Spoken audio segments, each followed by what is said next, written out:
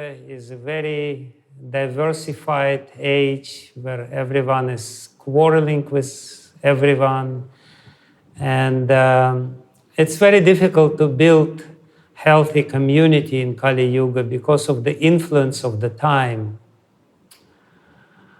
So I will speak on this topic, but before speaking on this topic, I would like to chant one verse from Srimad Bhagavatam, because I don't personally like to speak just from the top of my head.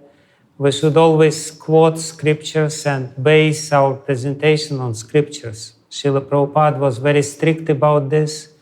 He was emphasizing the scriptures as the foundation of our spiritual life and even material life. So I have chosen an important verse from the 11th canto of Srimad Bhagavatam as the introduction to this topic, which actually speaks what is supposed to happen in the society of devotees. This is the verse number 31 from the 3rd chapter of the 11th canto of Srimad Bhagavatam. The chapter, this adhyaya, is entitled Liberation from the Illusory Energy. It's very interesting because in this chapter, the Yogendras, they're talking how we can be free from the influence of Maya. And our dealing in the community of devotees, in the society of devotees, is a very important tool to actually be free from this influence of external energy of the Lord, which is the root cause of many, many problems, if not all of our problems. This influence of the powerful Daivi Maya, the divine energy of the Supreme Lord. So this verse reads, smarantaḥ smārayantaś mitho ghaugha-haraṁ harim bhaktyā sañjātayā bhaktyā bibhraty utpulakāṁ tanum. So the translation of this very important verse for this evening, today, is that the devotees of the Lord constantly discuss the glories of the personality of Godhead among themselves. Thus, they constantly remember the Lord and remind one another of his qualities and pastimes. Smarantaḥ smārayantaḥ. They remember themselves and they cause others to remember this. This is the main activity which should go on among the devotees. We are coming together only for this purpose, to remember about the Supreme Personality of Godhead ourselves and to remind others. Here he is. He is so glorious, so nice. So, thus they constantly remember the Lord and remind one another of his qualities and pastimes. In this way, by their devotion to the principles of bhakti-yoga, the devotees please the personality of Godhead, who takes away from them everything inauspicious.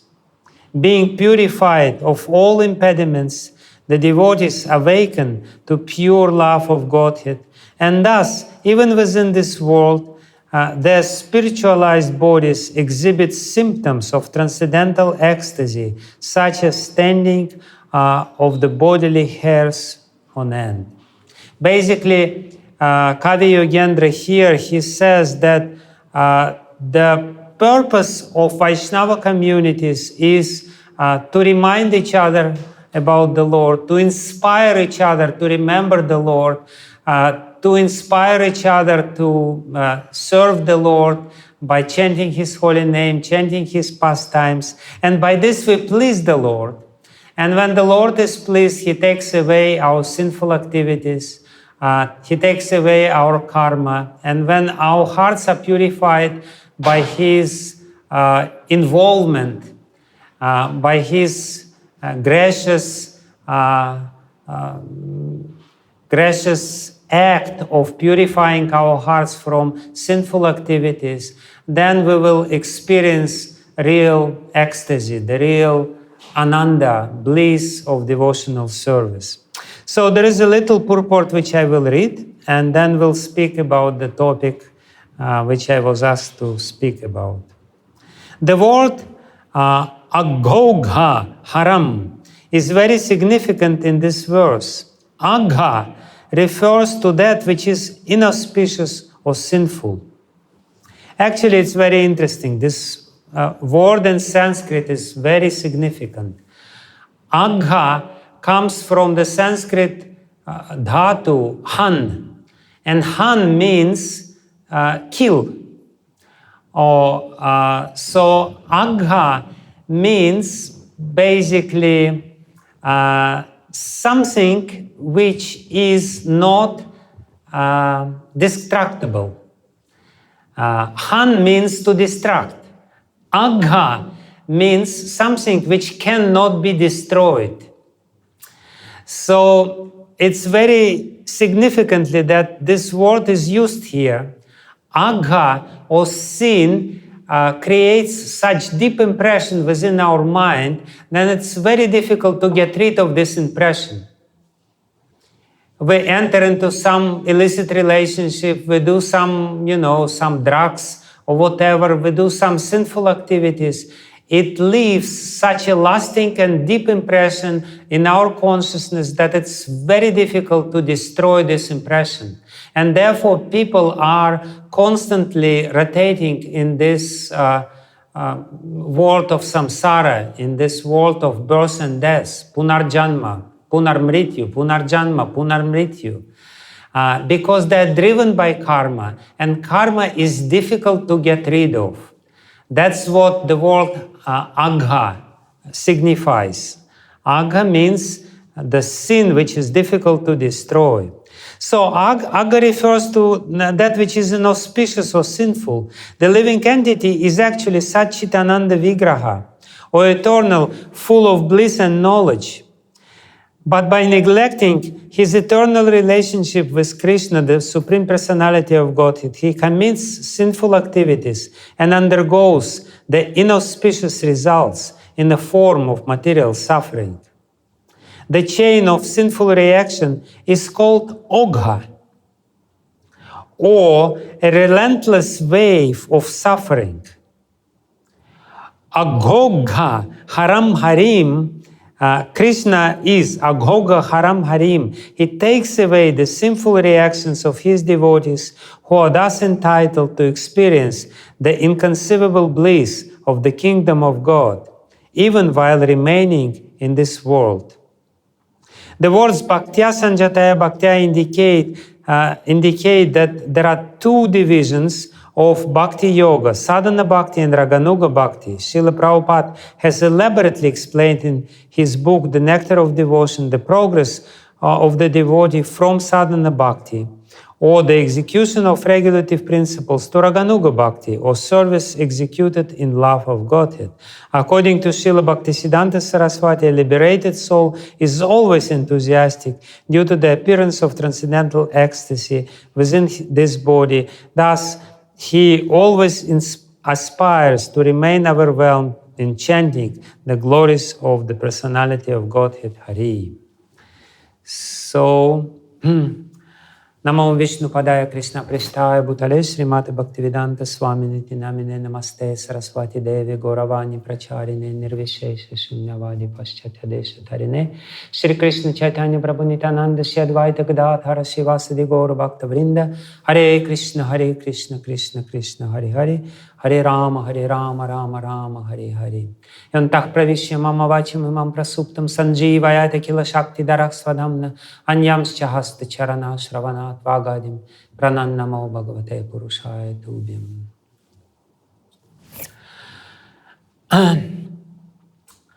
So this very important for our understanding verse actually emphasize the need of Vaishnava association. The Vaishnava association is extremely powerful, and if the Vaishnava association is proper, then it pleases the Supreme Personality of Godhead, and the purification process, which is very important for us to be happy even in this world, to be free from all the inauspicious results of our sinful activities, this purification process will become very quick and easy and smooth. But if Vaishnavas associate with each other in improper way, then this association has an opposite effect. Unfortunately, instead of purifying the heart, the improper association among the Vaishnavas will bring the contamination within our heart. It will induce us to commit offenses, and instead of pleasing the Supreme Lord, we will displease the Supreme Lord. And the displeasure of Supreme Lord is very severe and has very severe consequences. Therefore, it is very, very important for us to understand what does it mean to associate with each other, how we should deal with each other, how we should establish this loving relationship among the devotees, what are the important principles of this loving relationship, what we should do and what we should not do. As I already said, Kali Yuga is a difficult time. It's the age of quarrel and hypocrisy.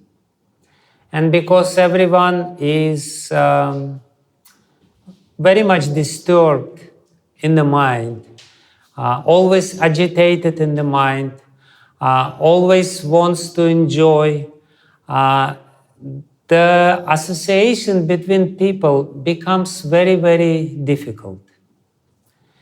In Kali Yuga, people tend to be very selfish, tend to be very self-centered and quarrelsome. There is a lot of politics, and we know all this is unfortunately there in the society of devotees. But it's within our power, and actually this is our responsibility to establish the proper culture among the devotees.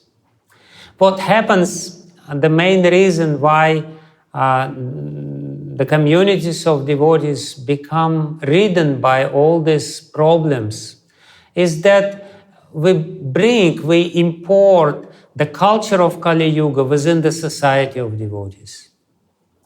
So the leaders of the society of devotees, the preachers, and whoever is there, senior devotees, and whoever has any influence, their prime duty is to establish the proper culture of dealings among the devotees. If this proper culture is established, it's very easy for people to adjust to this culture. Srila Prabhupada called us conditioned souls. Being conditioned soul is a curse. It's not so good, but it can be blessings. Because the notion of conditioning means that if we are placed in a certain environment, in certain environment, in certain society, we adopt the principles of this environment. We more or less become like the environment. That's what conditioning means. We are very easily influenced by the external environment. And that's usually is a very bad thing, because especially in Kali Yuga, the environment is not very good. You know, we always encounter so many bad things in the internet and the media, in the newspapers. You know, everyone is talking about politics, about problems, about scandals, fall downs, and all this kind of stuff. But at the same time, if the environment is healthy, if the environment is very pure, then it has a very powerful purifying effect upon ourselves and upon everyone who comes to this society. Therefore, Srila Prabhupada established ISKCON for one single purpose: smārayantaś. The purpose by which, or for which Srila Prabhupada established ISKCON is to remember about God and to remind about God. Now what is happening? We are talking about Krishna. We are talking about this verse of Srimad Bhagavatam. We are talking about Srila Prabhupada. I am talking and I am reminding you about these things. Most probably you have heard these things many times. But because you induced me to talk, it's also very purifying for me. In fact, it is better for me than for you. Sutta Goswami says that when Krishna Katha is going on, the most benefit gets the speaker. Whoever speaks Krishna Katha, he gets highest benefit. Whoever listens Krishna Katha gets the second benefit.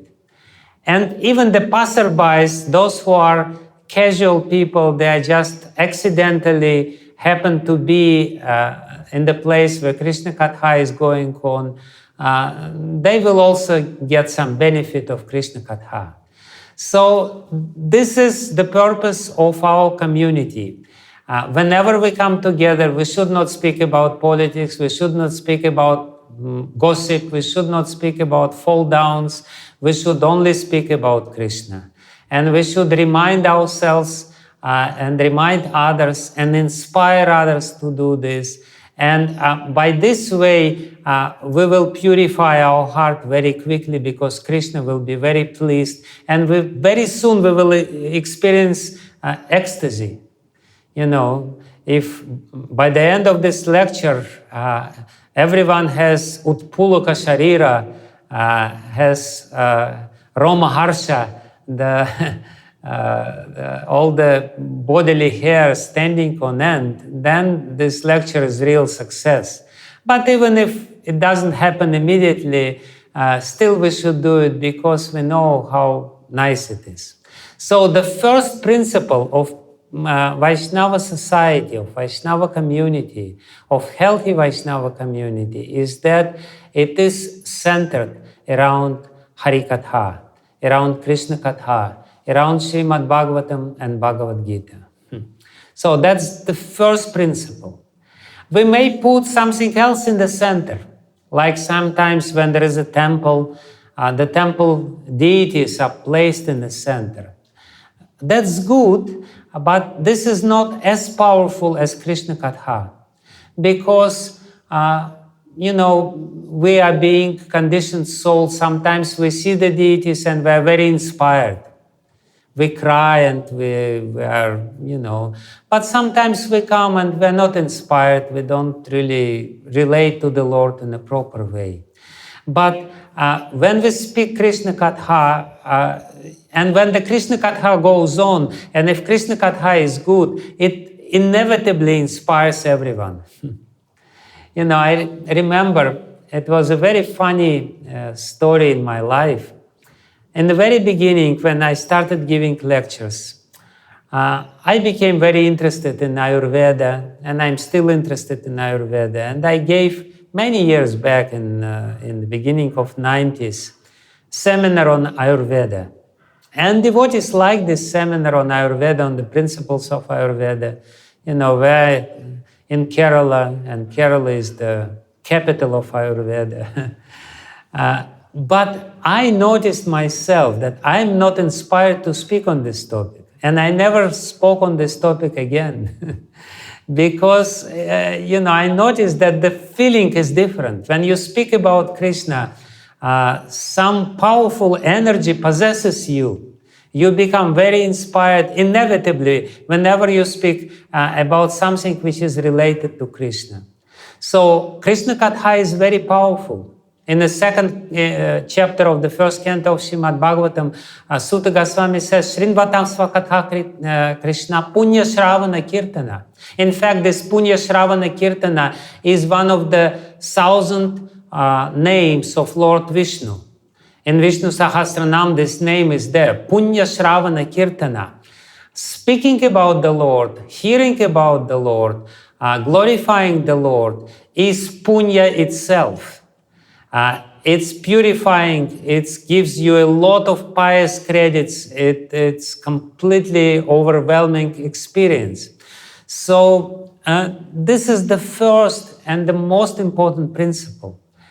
And the counterpart of this principle, the negative, because always there is vidhi and there is nisheda.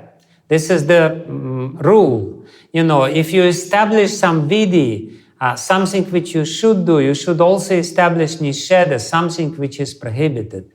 So the vidhi is that we should always speak about Krishna and enliven each other and speak Krishna Katha and study and talk with each other. The nisheda is we should not speak about mundane topics. And we should not speak gossip about each other. There is nothing beneficial while discussing the faults of each other. Somehow or other people, they have taste for it. They may not have taste for Krishna Katha, but they always have taste to discuss the faults of other people. That taste is very strong, If somebody speaks about the faults, everyone is listening with rapt attention.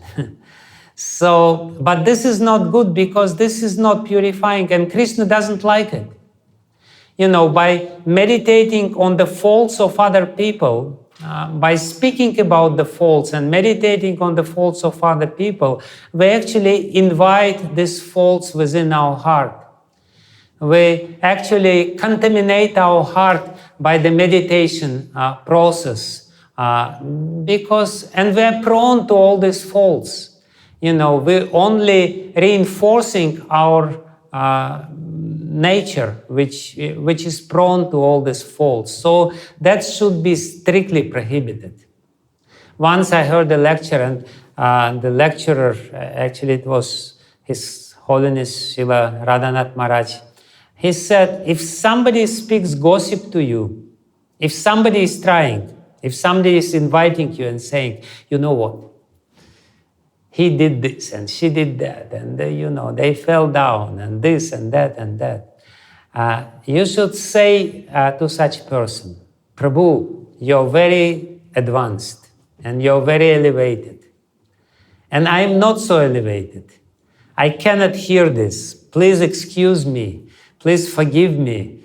You are in the position to do this. I am not. So please don't speak with me about these topics. Let's talk about Krishna. Let's talk. If you want to speak about politics, you can speak about Mahabharata. There is plenty of politics in Mahabharata. There is so much politics there. You can speak your whole life about the political dealings of Duryodhana, and it will be purifying because it is connected directly with Krishna. So that's the first and most important principle in building the healthy community. And then I wanted to speak about something else, which is actually connected with this topic, but it's a somewhat different approach to this topic. What does it mean to have healthy community? Healthy community means to have a close, loving, healthy relationship with each other.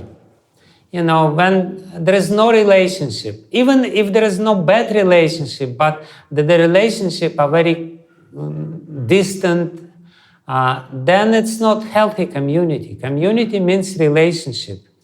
And relationship based on one very important foundation. If you want to have relationship, there is a strong foundation to every relationship, and this foundational cornerstone of every relationship is called trust. So if we want to build healthy community means close relationship between the devotees. And if we want to have close relationship between the devotees, we have to build trust. We have to really be trustworthy.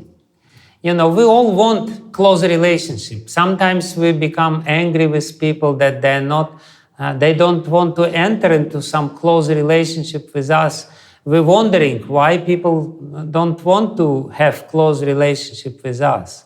The answer is very simple. They don't, somehow or other, they don't trust you. If you see somebody who is trustworthy, who has such integrity, you want to have relationship with him.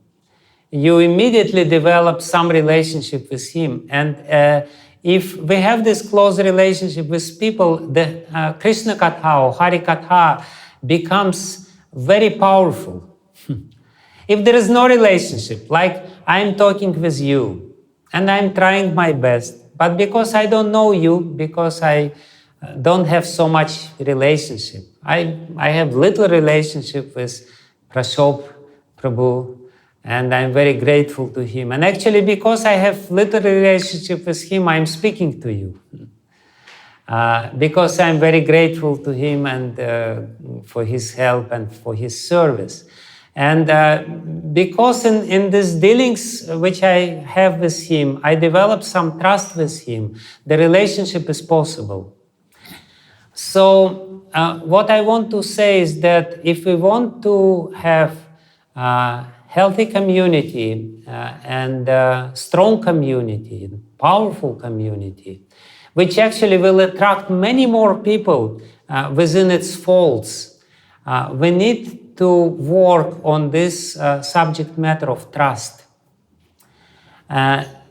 Trust is something very important, and basically trust has two components in it.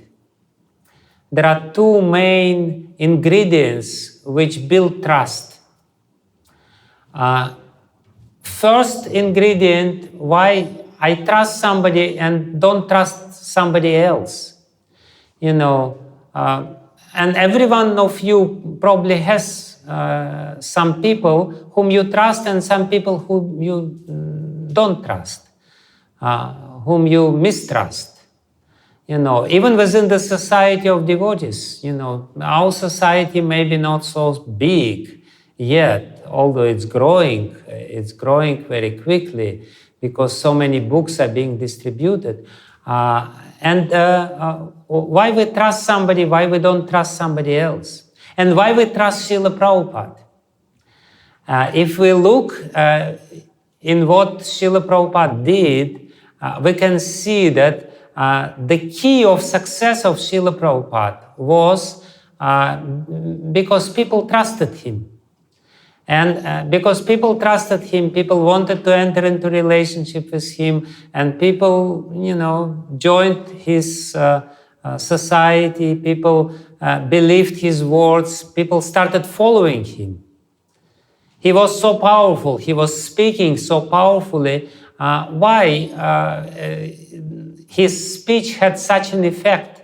Because he instilled trust, he commanded trust in the people, and people felt that he is trustworthy, and therefore they followed him.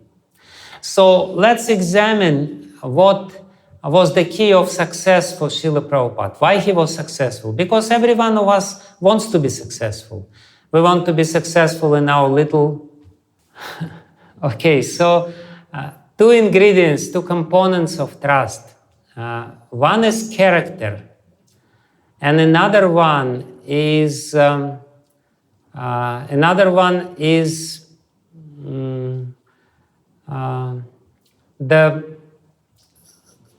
the skills, or the how shall you say this, your professional qualification.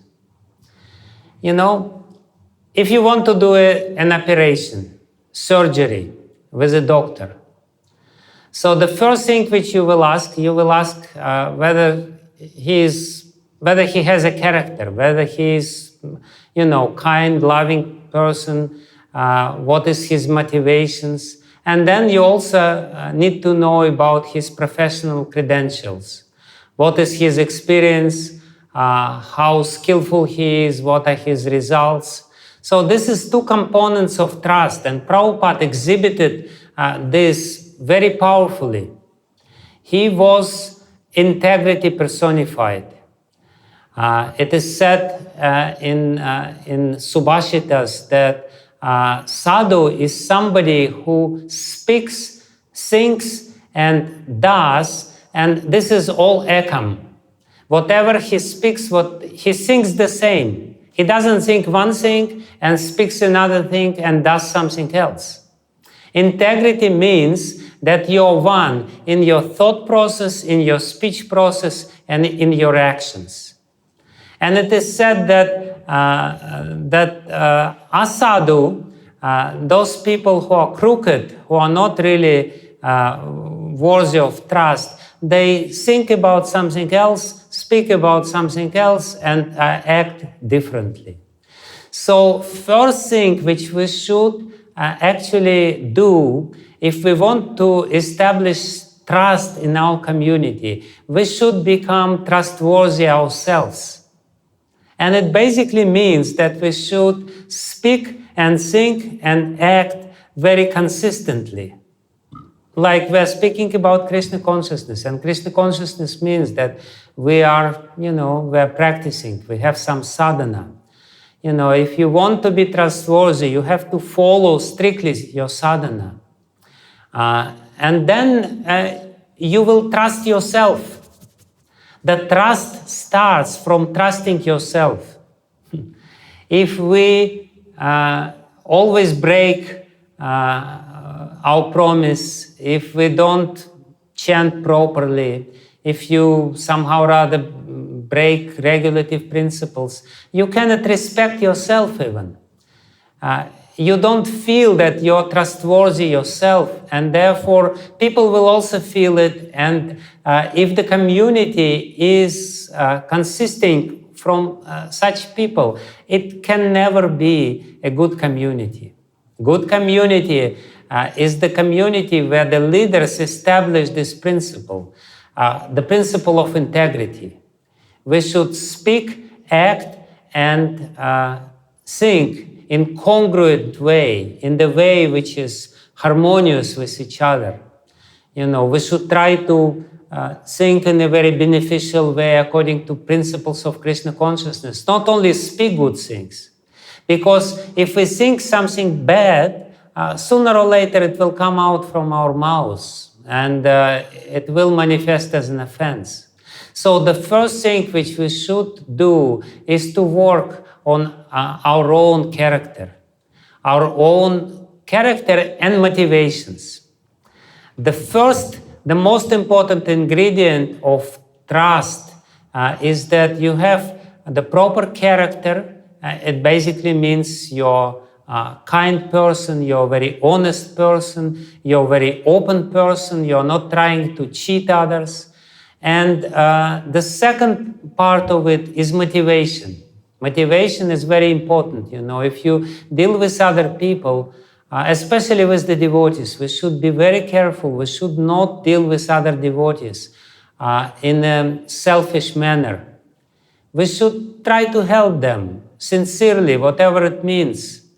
And we should not speak bad about them and everything else. So that's the first ingredient of trust, which is character. Character includes motivation. Our motivation should be pure when we enter into relationship. I see the devotees and I become happy because there are so few devotees. So many people are around us, but devotees are very few. Like yesterday, one devotee came and, he wanted to see me. And I was happy to see him because devotees are rare. So this is the first thing. And Prabhupada, as I said, was very trustworthy. But not only this. If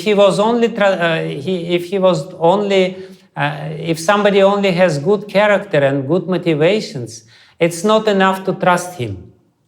Sometimes the person may be good, but still he is not very skillful. He is not very professional. He is not very knowledgeable. That's another part of the trust. We have to have knowledge. If we are devotees, we have to have knowledge about Krishna, we have to have knowledge about scriptures, about Srimad Bhagavatam and Bhagavad Gita. And Srila Prabhupada was expert.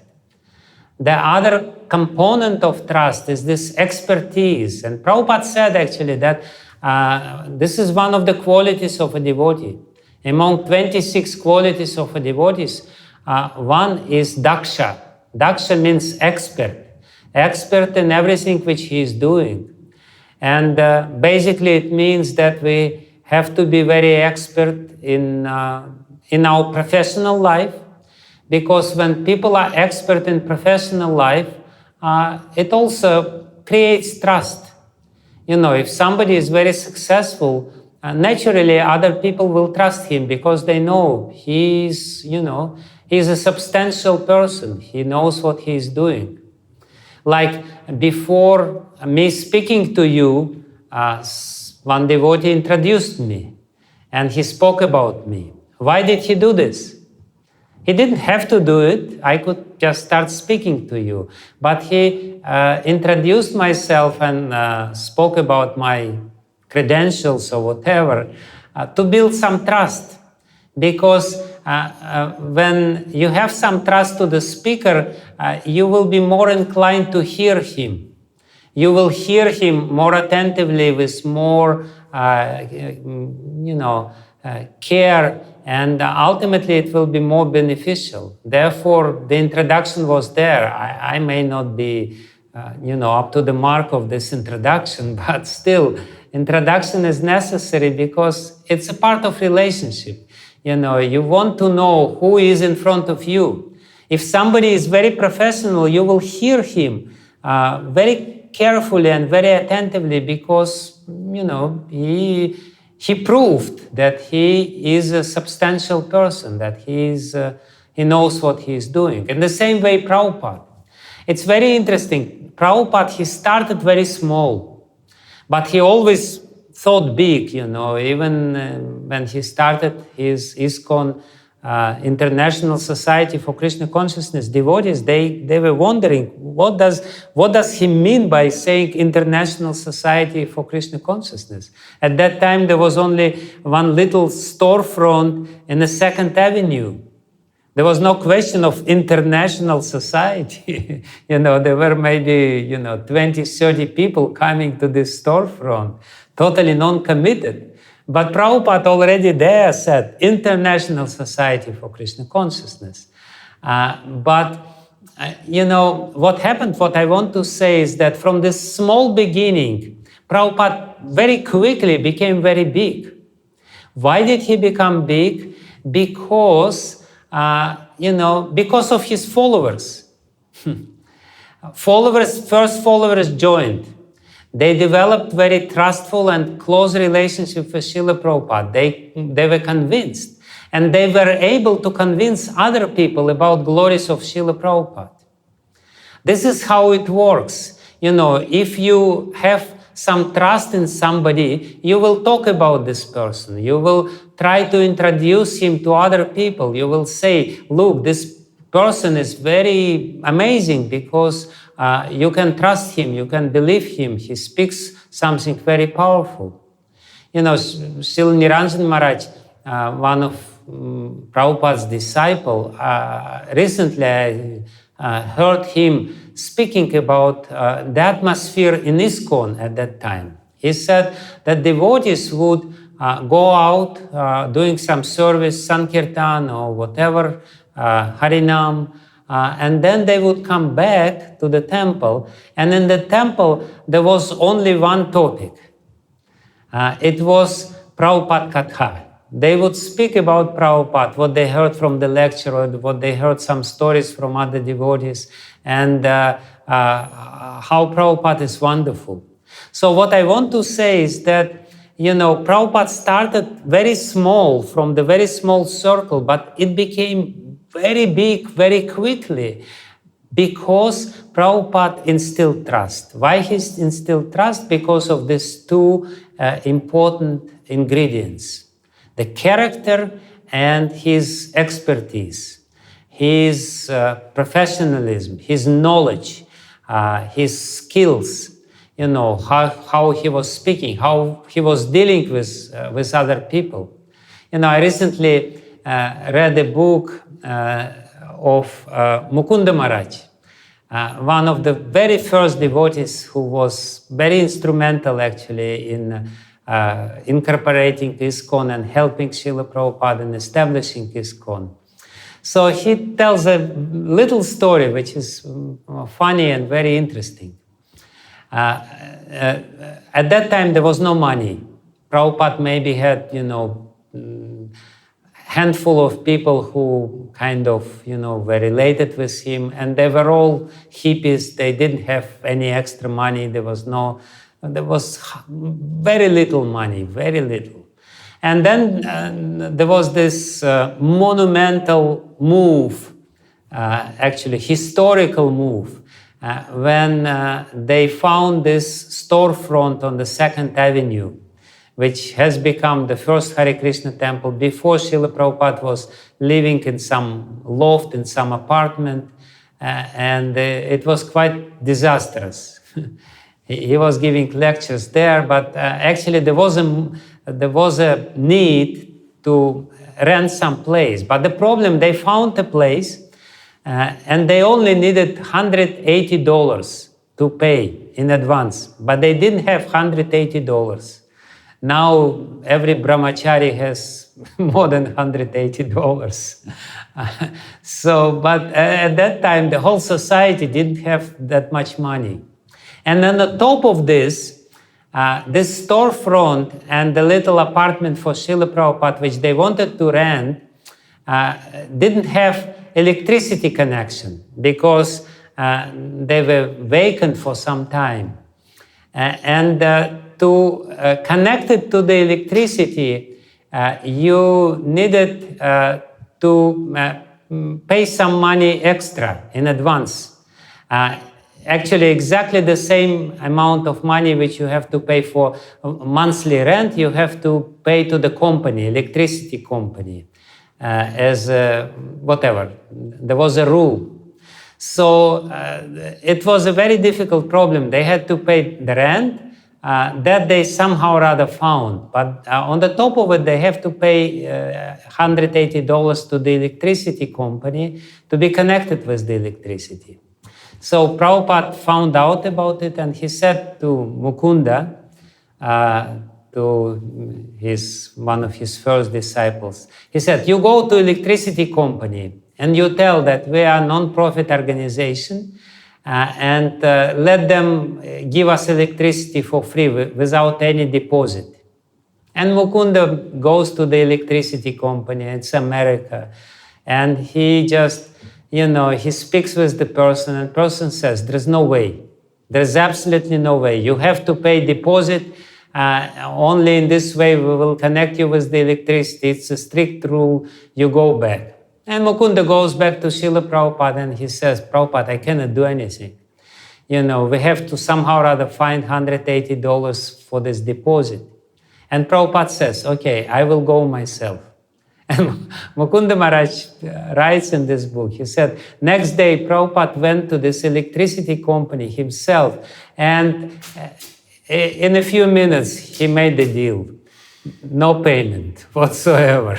And Mukunda Maharaj, he said, I was amazed, Here is some foreigner who even doesn't really properly speak English. He goes and he somehow or other convinces people. This is what it means to be expert. Prabhupada was such an expert person, and that was also a part of his persona, his personality, which was very trustworthy. So basically, what I want to say here is that if we want to build a strong and healthy community, we have to build trust. And everyone has to first look at himself. He shouldn't look at somebody else and say, no, I don't trust him, and I don't trust him, and I don't trust her. Everyone should look at himself and say, am I trustworthy? Am I really manifesting, at least in the society of devotees, among the devotees, these qualities? Am I honest? Am I very selfless in my dealings with other devotees? And am I skillful in whatever I'm doing? If I'm giving lecture, I have to be knowledgeable to do it. If I'm even, distributing prasadam, of course, now it's locked down and we're only, dealing with each other through Zoom. It's a constant Zoom where, like Radhanath Maharaj once joked, he said, I'm consumed. We're totally in this Zoom. But, whatever we're doing, the point is that we should do something very nicely, very diligently. Like if somebody is doing garlands for the deities, he has to become, or she has to become very expert in this. And that will build the trust.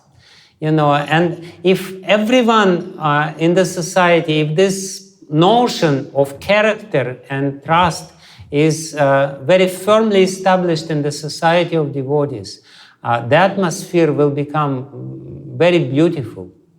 If you come to a society and you trust everyone, you can be very open. You don't have to hide anything.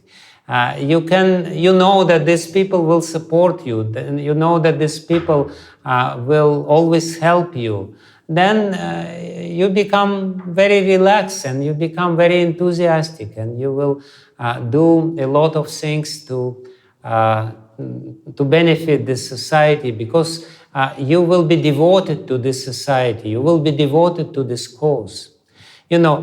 To this day, how many years later, 50, 60, 70 years after Prabhupada established his society, 60 years, so many of his disciples are totally, completely sold out to Prabhupada. Why? Because they trust him. Prabhupada said, I will take you back home, back to Godhead. I will take you to Krishna. Just chant 16 rounds, follow 4 regulative principles and preach this Krishna consciousness. And his disciples trust him.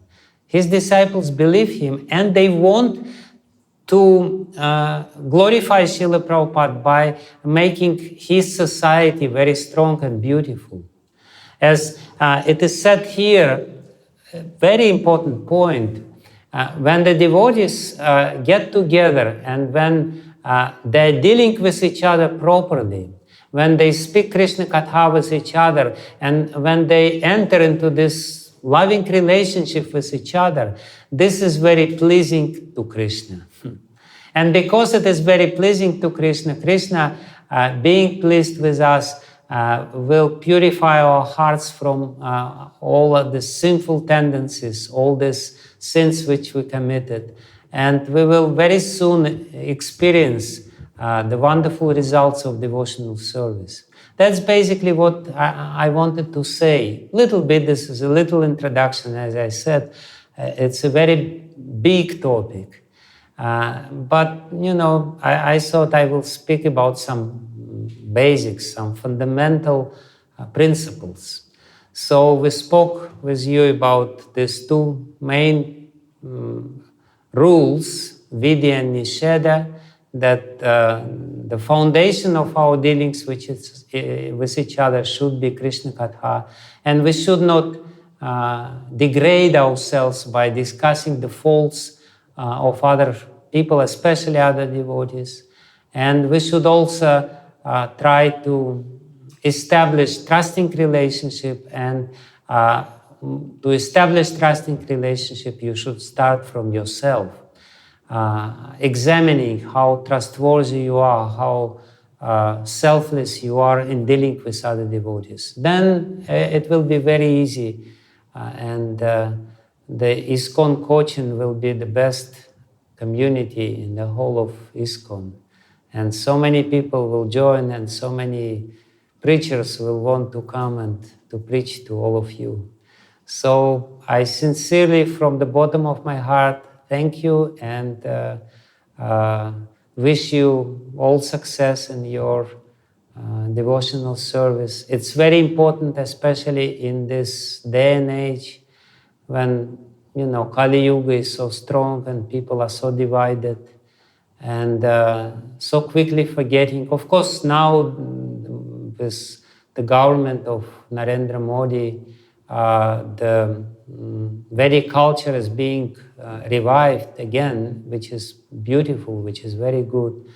But still, there is a very urgent need to establish these principles of proper Vedic culture all over the world. And I wish you all success. You can do it at least in Cochin. You know, as we all know, Cochin is a historical place because it is from Cochin Srila Prabhupada got his 2 trunks of Srimad Bhagavatam sets on Jaladuta cargo ship before going to America. So Cochin was instrumental in Prabhupada's mission. And I hope it will continue to be so by building this community. So that's the end of my lecture. If there is any questions, I will try to answer. Otherwise, you can just go to sleep.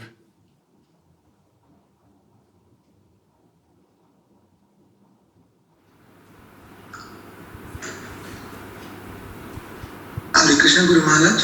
Yes. Pranam, please accept humble obeisance. Hare Krishna, please accept mine. Yes. Yes, please speak. My only question is that whatever the growth graph of spiritual progress depends only on sañjātayā and concentration, following 4 rules and trying to by accepting his disciples and everything and follow whatever ISKCON has said. We have to follow. That's it. Then our spiritual growth will be on the positive track, or it will be on a negative track. Is it correct understanding, Hare Krishna?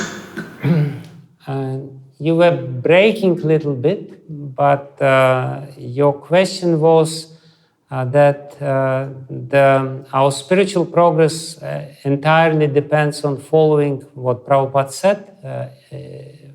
Was this your question? Yes, Guru Maharaj, yes. And for chanting 16 rounds with full attention. Yeah.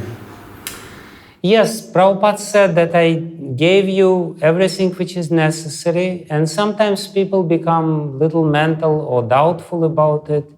But Prabhupada also said that the most important verse in the whole Vedic literature is the verse from Shvetashvatara Upanishad, famous verse, Yasya deve parabhaktir yatha deve tatha guru, tasyaiti kathita hyartha prakashante mahatmana. And Prabhupada said that this is the verse which is the key for success in understanding Vedas. The whole meaning of the scriptures of the Vedas will be revealed, prakashante, to those great souls who develop complete trust in God and yasyadeve tatha guru in the Guru, in the spiritual master.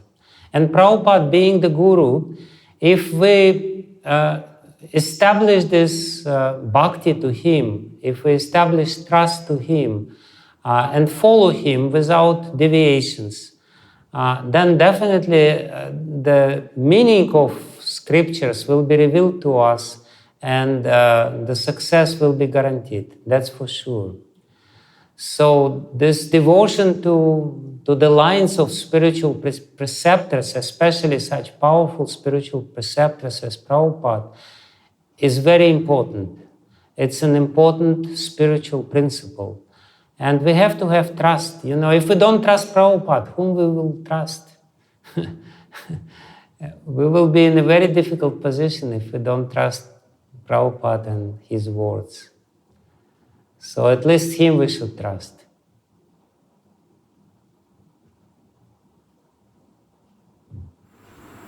Thank you, Guru Maharaj. I got the answer. Hare Krishna, Dandavat Pranam.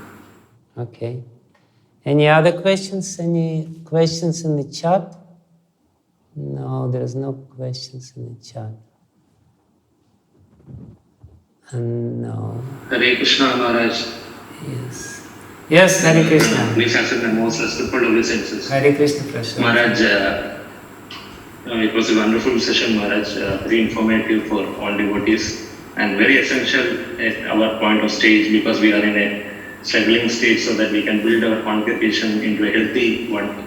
So we took a lot of inspiration from your messages, your instructions, Maharaj. So Maharaj, though we know we understood what you have said, but when practically, how can we build, what are the steps which we can take, 1, 2, 3, like that, what steps we can take to develop the trust? How can ourselves we can become more trustworthy?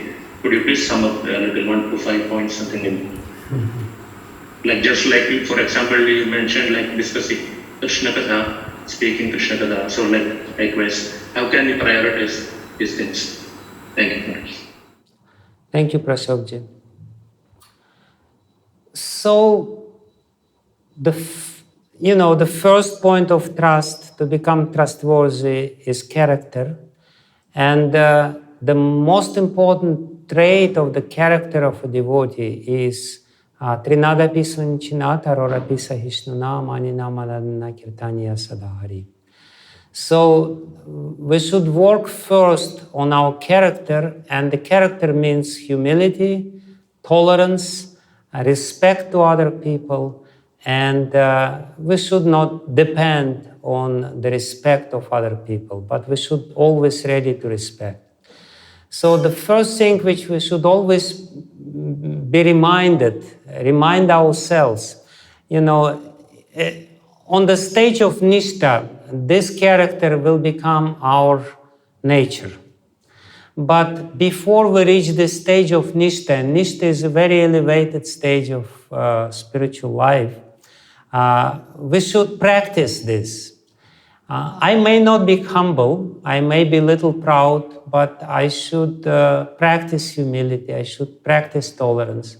It means basically that, I should humbly ask devotees, what can I do for you? And if somebody says something unkind to me, I should tolerate it, and I should, again, humbly ask him and approach him and ask him, why did you say this? What did I do wrong? So if we work on this humility and tolerance, tolerating some maybe not very healthy dealings with others, that will be very important foundation for us being trusted. Why people still trust Mahatma Gandhi? Of course, not everyone trusts Mahatma Gandhi. He sometimes, as any powerful leader, he may become controversial in the minds of some people. But still, if the trust is there, they trust him because of his humility, because he tolerated the difficulties in his life. So basically, if we do this, if we always remind ourselves, this is important. This is important for my spiritual life, and this is important in my dealings with others. And if we are always respectful, devotees, they're naturally respectful to senior people. Like I've seen here, I am a sannyasi. People naturally respect him because I am a sannyasi. But if we're respectful not only to sannyasis, whoever is there, if we respect them, especially if we respect devotees, that's very big contribution in our character, and it will create trust in the minds of other people. If they see this behavior, especially the leaders. The leaders, they have a special role in building trust because people are naturally distrustful to the leaders. You don't have to do anything for people to distrust you. You just have to be a leader and people will distrust you just because you're a leader. It's an ungrateful part of being a leader people tend to kind of mistrust you because you're a leader, maybe you're taking advantage of this. So if you're a leader, you have to be double careful. You have to be very respectful, very humble, and always check your own motivations in whatever you're doing. And then, ultimately people will trust you. And if the community has trustworthy people in charge, people as the heads of this community, it's very easy to build healthy community. So whatever I spoke is related to everyone, but to the greater extent, it's related to the leaders. And they have to work on their character first and foremost, and their motivations. So, and that's basically humility, tolerance, respect, very much respect others, and not depending on whether others manifest respect to you or not. Sometimes people don't respect you, so what can we do? And then, if another part of it, the next point is to become expert in dealing with other people, expert in being preacher, expert in knowing the Shastras. And of course, taking responsibility, as you suggested, another topic. And this topic which I have chosen is kind of combining these two topics together, accepting responsibilities for our own spiritual progress. Means practicing very vigorously and very honestly, 16 rounds every morning before working, not chanting while driving or doing some other things. You can chant while you drive, but extra rounds, not the minimum 16 rounds, which is supposed to be very attentive. And basically, there are some other rules which you can also do. Establish very strong rules of mutual dealings, that in our community, we don't criticize others. We don't listen to all this rubbish, to all these gossips and this and that. In our community, we respect seniors. Whenever somebody who is senior comes, we respect him very much. If these rules are very firmly established in the community, people will trust you. Even outside people will trust you, and inside people will also trust you. When in the Vedic times, Maharshis were ruling, or Rajarshis were ruling, the kings which were like rishis, how they established healthy society by being such a powerful character and by establishing very strict rules for everyone to follow. This is the rules which we follow here, and deviations from the rules will not be tolerated. We are respecting seniors, we are protecting women and old people, we are protecting Brahminical culture, and we are practicing here humility, tolerance, and respect for everyone. We're respecting other religions also. We're not fighting with them. We're respecting them. We're not following them, but we're respectful in our dealings with them. And we know that ultimately God is one, and He happened to be Krishna.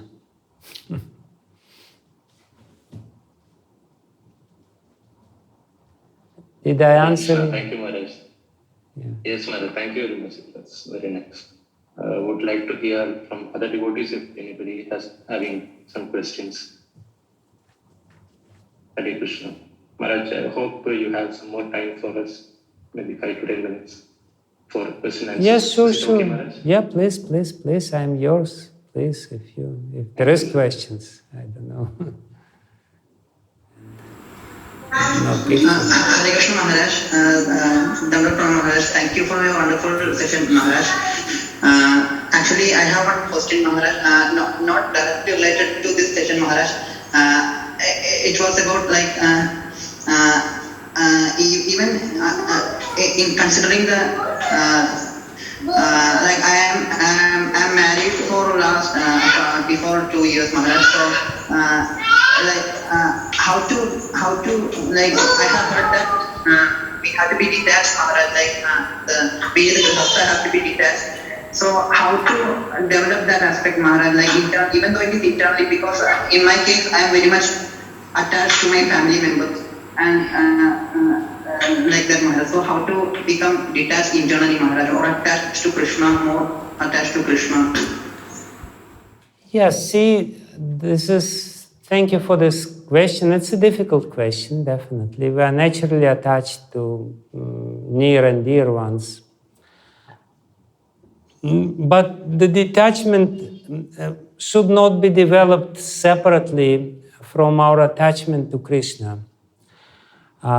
So the detachment is a byproduct of our attachment to Krishna, the detachment to everyone else.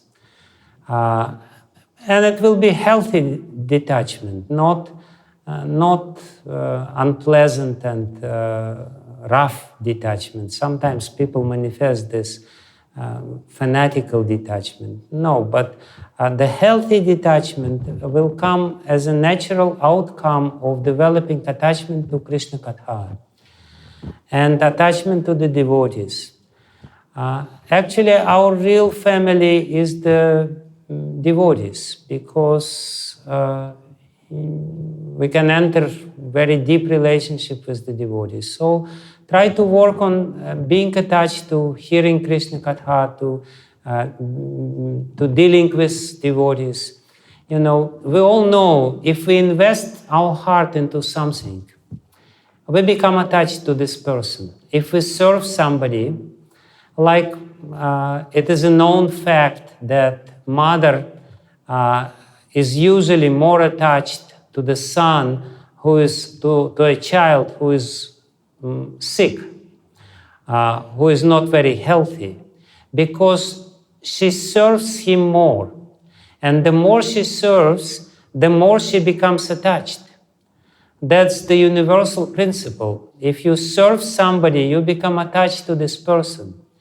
So, and therefore we serve Krishna, therefore we serve Srila Prabhupada, and the more we serve Srila Prabhupada, the more we become attached to him. And the more we hear about Krishna and serve Krishna and hear his name, the more we become attached to him. And in a similar way, if we serve some devotees, help some devotees, help them develop spiritually, preach to them, support them in their spiritual practices and journey, help them to solve their problems, we become attached to them. So the key is to become attached to Krishna and Krishna's devotees, and how to become attached is to serve them. You only became attached to your family members because you served them so much, because you invested so much of your heart into this relationship and you served them. So serve the devotees, serve Krishna while investing your heart, and you will become attached to Krishna and to Krishna's devotees, and you will still remain very, nice relationship with your family members, but maybe less emotionally attached. Did I answer your question, Hare Krishna Prabhu? Yes, Maharaj. Thank you, Maharaj. I am satisfied with the answer that you received. Thank you, Maharaj. Okay.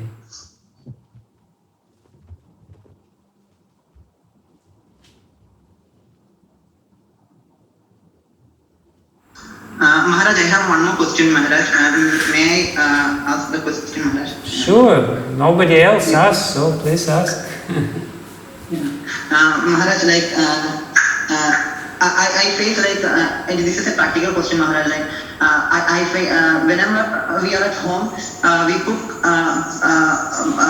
bhakti and we offer to the Lord and we honor it, Maharaj. But when we come to relatives' home, though we eat the vegetarian food and without onion garlic, but we are not able to, for the time being, like we are not able to offer it to the Lord because they prepare it and sometimes they might have honored, taken it, eaten it also. So, so in such cases, like how should and I may not be able to tell no to them as well, Maharaj. Like so, in such cases, what should I do, Maharaj? Srila Prabhupada, he often would take his devotees to some houses for some house programs, and they were fed, and it's not always was prasadam. Once, they were even fed with some onion, and devotees found out and started making a sin, and Prabhupada said, "There's no onion here, I don't see any onion," and started eating it. So if you are in your relative's house or your friend's house, just do whatever you can, just mentally offer it to Krishna or thank Krishna for taking it, and take prasad, take whatever is there. It's not important because relationship perhaps is most important, and people will respect you ultimately.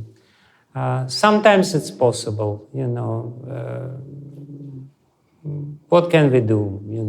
We should not be too fanatical. Prabhupada showed his own example, and we have to do it. What else can we do?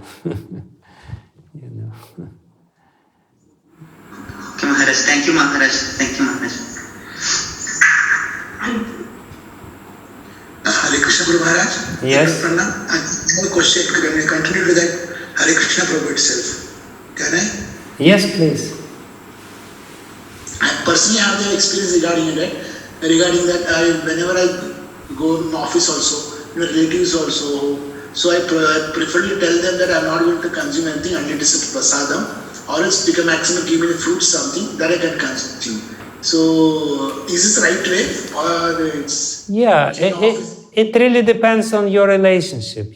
Sometimes you are in a position to do it. If you are in a position to do it, I will only eat fruits. Fine, it's good, it's the best, But sometimes you are not in the position to do it, If you are a boss in the office, you can say, I will only eat fruits. But if you're not a boss and, sometimes you may eat something else. So it really depends. If you're in a position to do it, it's the best. Absolutely. Because in my office, there are several functions and everything, they give treat everyone in the office. So I bluntly tell them that I'm not interested because I'm just not consuming onion, garlic, and you cook also non-veg also, seeing that I'm not following this one. So that, okay, I will be respect you, okay, fine, just close. My boss and my support. Again, it really depends on your relationship. If relationship allows this, of course you should do it. Sometimes relationship don't allow this.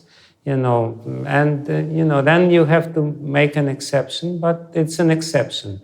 But if you can do it, that's the best. Absolutely, if relationship allow this. Okay, very much. Thank you very much. Hare Krishna. Okay, Maharaj. Hope we don't have any more questions, but certainly when you start implementing these instructions, definitely we are having more doubts and things in future when we start implementing these things. So we request Your Holiness for giving association in future also, so that we can dispel our doubts. So that we can somehow if we can give association with Maharaj, then we would be grateful. So first of all, Maharaj, sorry for not being in Vaishnava attire and Vaishnava dress code, so because I am at duty at my shop, so I am really sorry and kindly forgive my offense for that. And Maharaj, on behalf of all ISKCON Extension Center Cochin devotees, so I am formally assigned to thank you Maharaj. So, again, thank you very much for your hospitality. Thank you. Kindly accept our most heartfelt obeisances and our gratitude and our love to you, Maharaj. Hare Krishna. Thank you. Thank you. Thank you very much. And Davat Pranam from myself. And I wish you all success in your devotional practices and your preaching and whatever you do. So, thank you. And yes, if I can be of some service, please let me know. I can always find some time. Yes, definitely. Everything. Hare Krishna. Okay, so I'm leaving you. Thank you. Hare Krishna. Thank you so much.